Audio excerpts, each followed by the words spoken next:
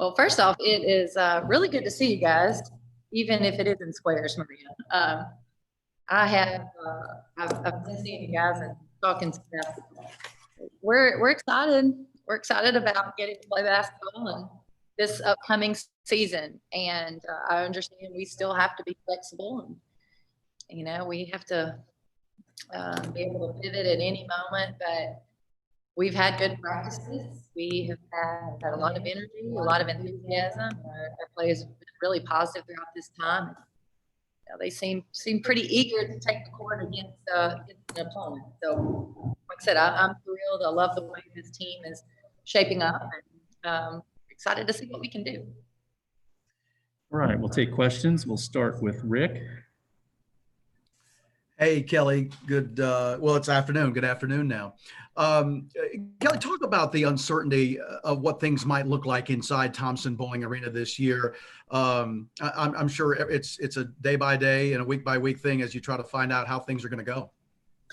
Well, really it is. I think the setup in terms of benches, score table, and media, I think a lot of that's going to look different. I don't know exactly what it's going to look like yet, but I know there are a lot of different protocols that the SEC is working on with our folks here on how to create the safest environment for our athletes as well as spectators and staff members.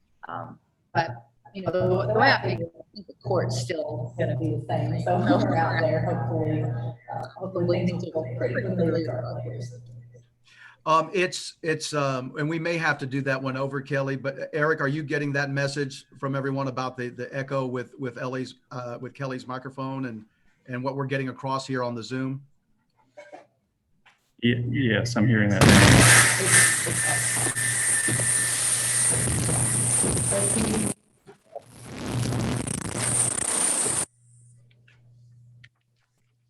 How about that? Is this better? That does sound better. Okay. Try that again, Rick. Okay. So, Kellie, one more time, if you will, the uncertainty about what basketball might look like this season inside Thompson Bowling Arena. Well, I think for us, we understand that protocols are going to make things look different for the bench, score table, seating arrangements, in-game events and activities. So, I think we get that and we understand we're working with the SEC, our staff here working with the SEC on getting those protocols out there that are going to keep our student athletes safe, keep our spectators, staff safe as well. The court will remain the same size. So hopefully when our players take the court, they'll have a lot of familiarity there. That work better? That was much better. Thank you. Yes. All right. Let's go with Jimmy, followed by Graham Hayes. Kellie, do you know if you're going to be able to start the season with that tournament in Melbourne, Florida, Thanksgiving weekend? We found out last night we are not. So we are still working on non-conference scheduling. Things have the landscape is changing weekly, if not daily. So we're hoping to finalize our non-conference and get our conference schedule out sooner rather than later. But it's definitely been a challenge. And what have you been most pleased about through your practices? I know you haven't had a lot, but what have you seen that you like? Well, I think everybody has been on the same page in terms of learning and putting things in. And I think we've worked hard. I think our players have really come with great energy each and every day. Our communication has been much better than it was a year ago. Everybody's been very positive and I think really embraced our returners and newcomers alike. So I think it's been a really good atmosphere. In terms of the basketball, it's still early. We're still working on putting things in, but I like the energy that we're using on defense, and I like the the thought process that we have offensively at this point. Graham Hayes. Hi, Coach. Thanks for doing this. Just following up quickly on that last question with the multi-team event in Melbourne. Just what are the challenges of figuring out those multi-team events and making the testing protocols match up, and figuring out the scheduling? Just what kind of challenges are involved in getting involved in one of those? Right. I think first off, you know, going into this season, we knew who we were going to be playing at these tournaments. Everyone knew who their competition was going to be, how many games they were going to play. As conferences change restrictions in terms of travel or in terms of their numbers of their conference schedule, teams started dropping out of tournaments. Teams started switching tournaments. And I think the hardest part has been knowing who is going where, which team is going to which tournament.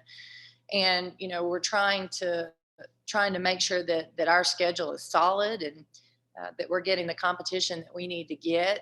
I think that was the first piece. The second piece is absolutely aligning the SEC and the University of Tennessee protocols with each tournament. Now, I do think in respect to those decisions, I think the tournament operators have been really great to work with and making sure that all those protocols are met.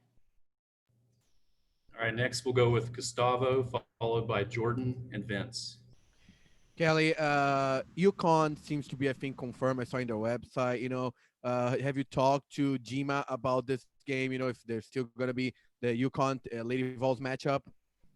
Well, right now, obviously, we haven't been able to announce anything on our end, but the Hall of Fame and it being a Naismith Hall of Fame game and Women's Basketball Hall of Fame game, Pat Summit Foundation, it is still scheduled.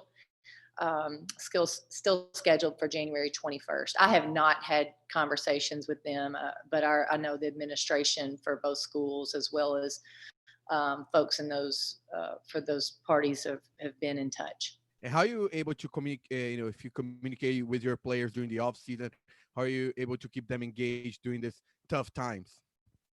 Yeah, so, you know, early on, back in the spring, which seems like a lifetime ago now, we couldn't do a whole lot. And we were trying to make sure we were face to face, just like this, having Zoom calls with them, talking to them about what could they be doing safely. You know, did they have access to a basketball goal outside? Did they have access just to a basketball and they could dribble inside? So we had a lot of conversations throughout that time. And then we were really intentional with our meetings. We had book clubs, we had diversity training, we had leadership meetings. We tried to be very intentional about staying engaged with our team, even when it was not on the court. And we tried to take advantage of that time and take advantage of those meetings, because that was a real great opportunity for growth for our team. All right, Jordan, Vince, and then Will. Hey, Kellie, you talked about kind of engaging your players off the court, but obviously with three true freshmen coming in, what does that process look like, getting them up to speed into playing kind of college basketball, and kind of where would you assess where they are in that transition into college basketball?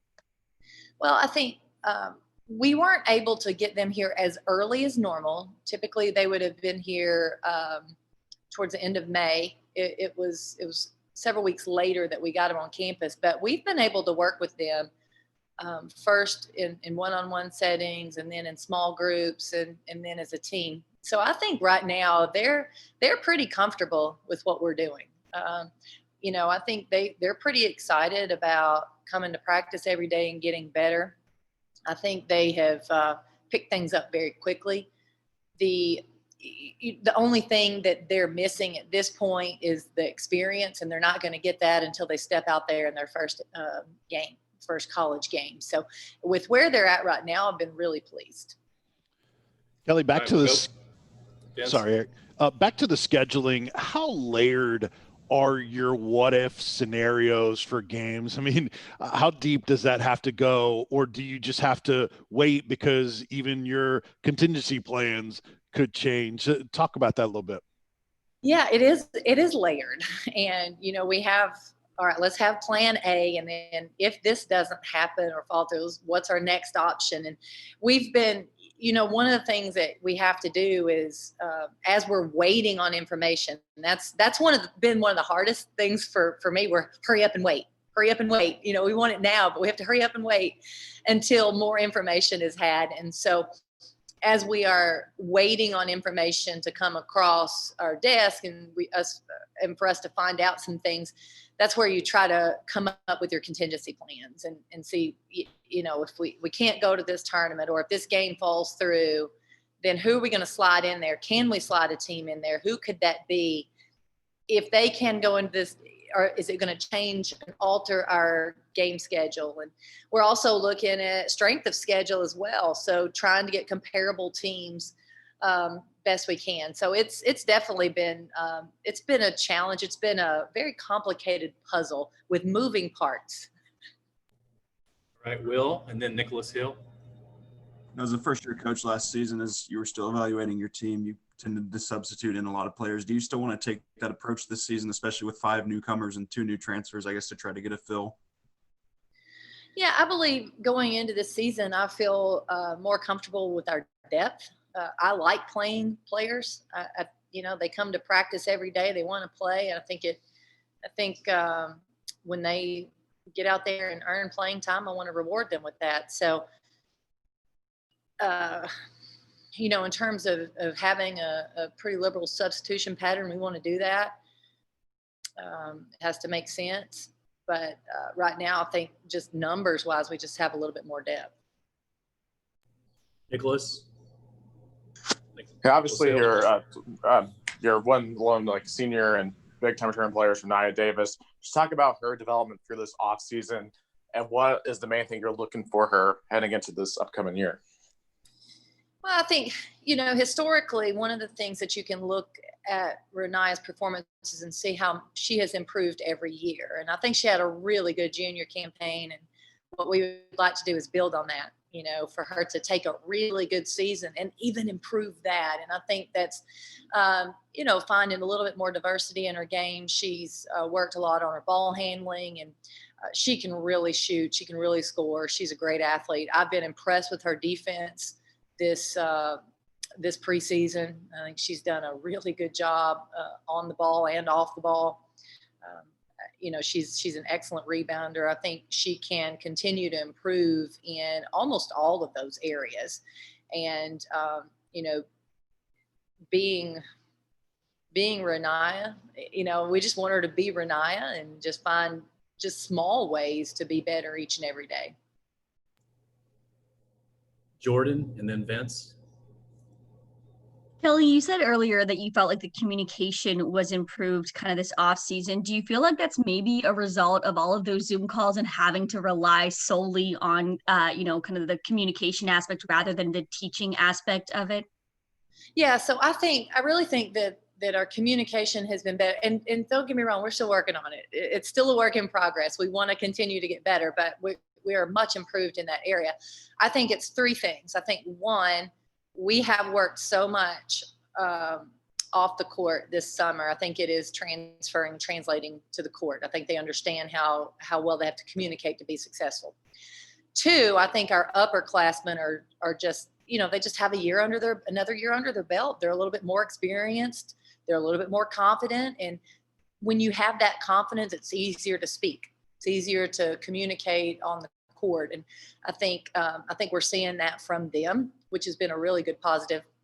And then our newcomers, I think by nature are pretty vocal, and, they're bringing a lot of energy.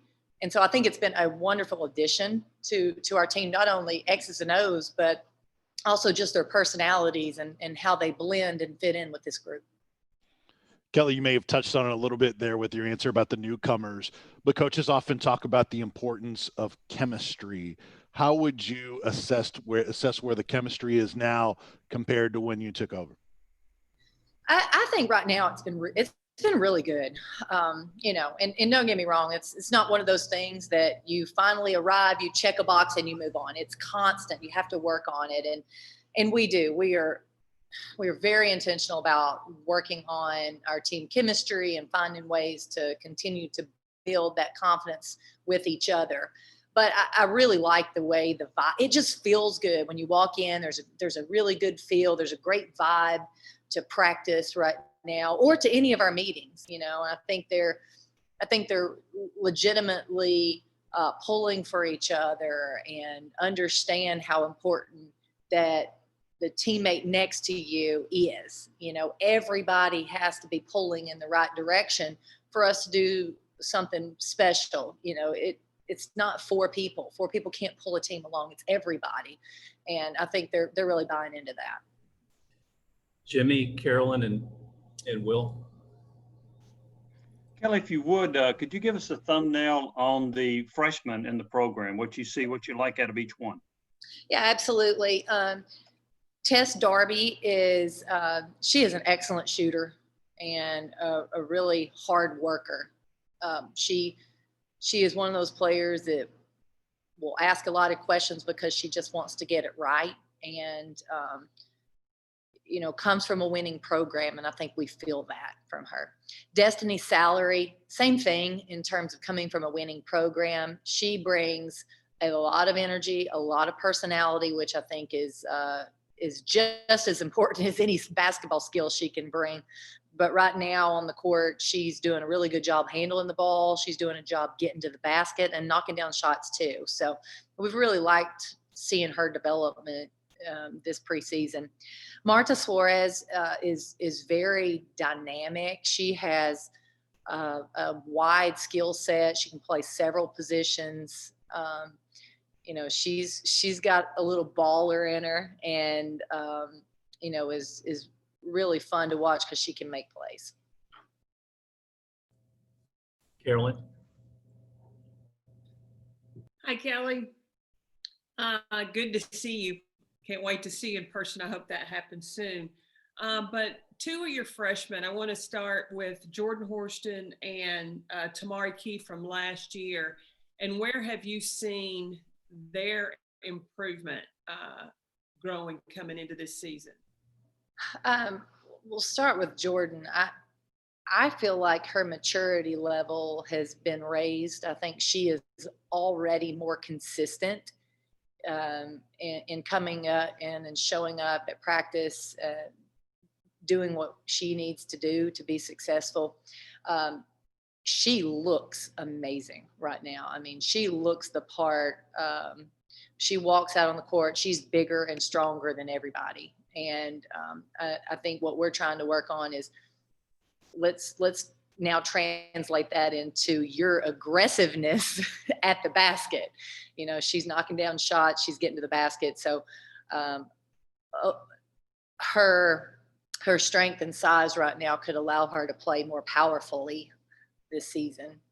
You know, I think Tamari is still, she is just really talented. I think for her growth is still, you know, just taking that talent to the next level and not just being talented, but outworking someone or, you know, being more aggressive on the court, not letting plays happen to her go out and make plays because she is so capable of doing that. And then Rae Burrell went from that 6th man to starting the final part of the season. So, you know, what are you seeing from her right now? Yeah, so Rae, I think, first off, I think she was the ultimate 6th man. Absolutely, that is what you want. You want somebody coming in fearless, playing downhill, being aggressive, coming off the bench, because that's firepower coming off the bench. So I thought that was a great role that she filled for us. But she did a really good job when she stepped in the starting role for sure. I think, again, she's still showing that aggressiveness. She's showing a lot of high energy plays. She's knocked down a lot of shots. I think she's had some really good practices. And the more the more she plays, the better she's going to get, in my opinion. And then my last question is, with SEC football, a lot of people are talking about the defense has been behind. Do you see that could possibly play a part in women's basketball in the SEC? And where do you feel like you're so defensive minded, where your defense is compared to where your offense is? That's such a great point. We have spent more time on our offense. I will say we've spent a lot of time on offense this off season, and a lot of that is by design. If at any point, we could lose practices, due to COVID, and so what we've tried to do is front load, put as much of the teaching aspects that we can have in. We put that in early so that at any point we're still going to be in pretty good shape in terms of what we can do. And I think for us, we felt like the defense would be one of those things that we could pick up late if we needed to. So we've been heavy on the offense early on, and then by design, and then we've really picked up the defense. I've been proud of them, how they've started off the preseason defensively. So hopefully we can stick with that. Let's go with Will, and then Maria Cornelius, and then Nicholas. When you're talking about earlier having, more depth this season than years past, what are some challenges that you anticipate when you try to, I guess, get players minutes and try to have a deep rotation like you did last year? Well, I think the issues arise because players want to play. Everybody wants to play as many minutes as they could possibly play. But I think if you go back and look at my teams historically, have played a lot of people. It just takes communication with your players. I think it also just takes them buying in and understanding how effective and beneficial it is to have a solid, deep rotation, and when and where the positives will show will be at the end of the year, at the end of the game, when you've got a little bit more fresh legs. I think I feel really good about it. I see less challenges than positives. Maria? Hey, Kellie, I wanted to ask you about your double Jordans, Jordan Horsten, Jordan Walker. Have you figured out how to distinguish them in practice yet? What's the point guard situation there? And also, if you could just give us an overview of Kean Green and how she's been doing. Okay. So Jordan Horsten, I called her Jordy last year. And then when Jordan Walker arrived, she said her nickname was Jordy. So we couldn't have two Jordans with nicknames Jordy. So Jordan Walker has, she is affectionately called Joe. So JoJo or Joe is Jordan Walker. So we'll refer to Jordan Horsten and Joe Walker. But yes, both of those players are playing point right now, as well as Destiny Salary. We're trying to get those three solid reps throughout the practices. Jordan Horsten and Destiny Salary can also play the off guard with no problem. So we can play those players together, which gives me, again, depth, but a lot of different combinations, which I think is really, really valuable and useful. But they've done well. I think they're picking things up.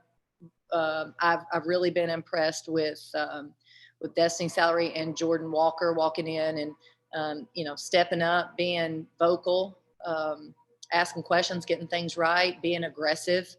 They've not played timid at all, and I think that's tough to do, especially at a point guard position when you're new. So really, really proud of them and really excited about their growth.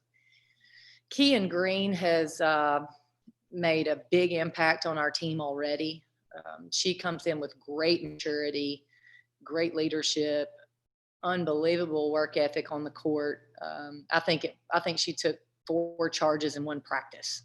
I mean, this is a tough, hard-nosed kid that wants the basketball, and if you don't throw it to her, she'll just go get the rebound. So she's been really good for us thus far. Did you say that she took 4 charges? I don't know that you had anybody take 4 charges total last year. She took those in practice? Yeah. Trust me, I already know that. Yes.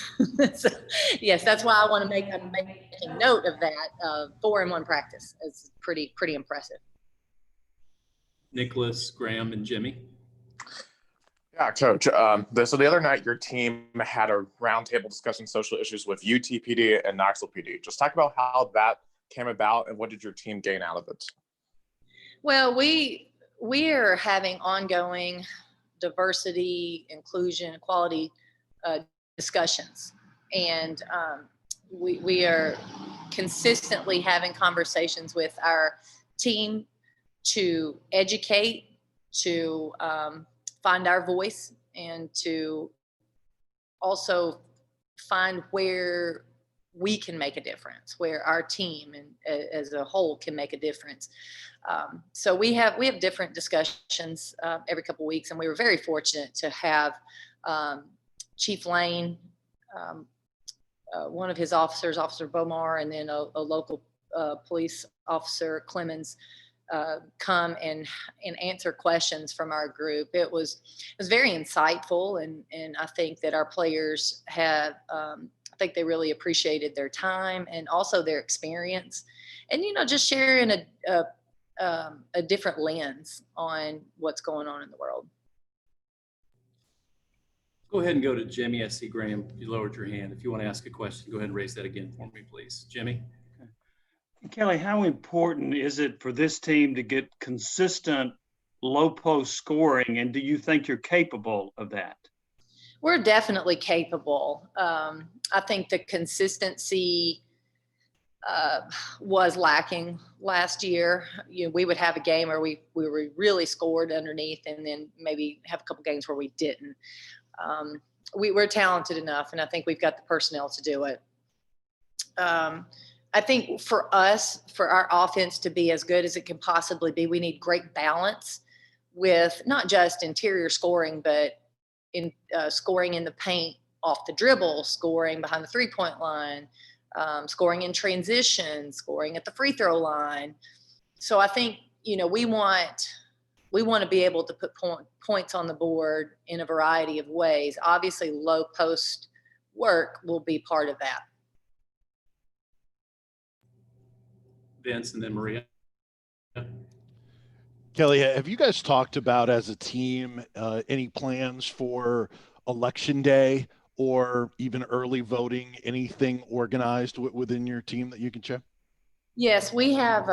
So we have 100% registration to vote at this point, and we're working on getting absentee ballots because most of our players are going to be voting by absentee ballot. So we're working on getting those in and turned in. We are off that day, and just to make sure that everybody has an opportunity to get out and vote. I think a lot of our staff has either early voted or is planning on early voting, and I think we're still a few weeks out, so we got some opportunities to think about what we could do as a program to assist in helping promote voting this year. Maria? Kellie, you already talked about Tamari Key and Kian. I wanted to ask you about your post depth this year and size. Cassie, the off season she had and how that's made her better. And then your other two posts, Jaden, I know she was limited somewhat last season by injury. Emily Saunders, of course, was a freshman post. That's a very difficult position to be in. But where are the three of them right now? And how can they help you this season? Cassie has had a terrific off season. I mean, she looks great. She has practiced with more confidence. She's been really, really good, and I'm proud of her. She has a motivation going into her senior year that she wants to go out and have a really strong senior season, and she's had a good off season to get that started. Jaden McCoy, again, I think for her, being able to be that rebounder, that player that can score on the block, can play a little bit of perimeter for us in a 4-out situation, be the player that is going to help us be better when she steps on the court, right? Be a great defender, be very versatile in who she guards, and we need to be able to have that trust in her when she goes out there that she's going to be solid. That's what we need from her to be the best we can be. And then Emily, I think just she's just continuing to work and play at this speed and, try to find ways to use her size, because that is her advantage when she's out on the court. All right, we'll take one final question from Carolyn Peck. To go along with that, Kelly, so many coaches are talking about playing with pace, and I feel like they're doing that because they don't have size.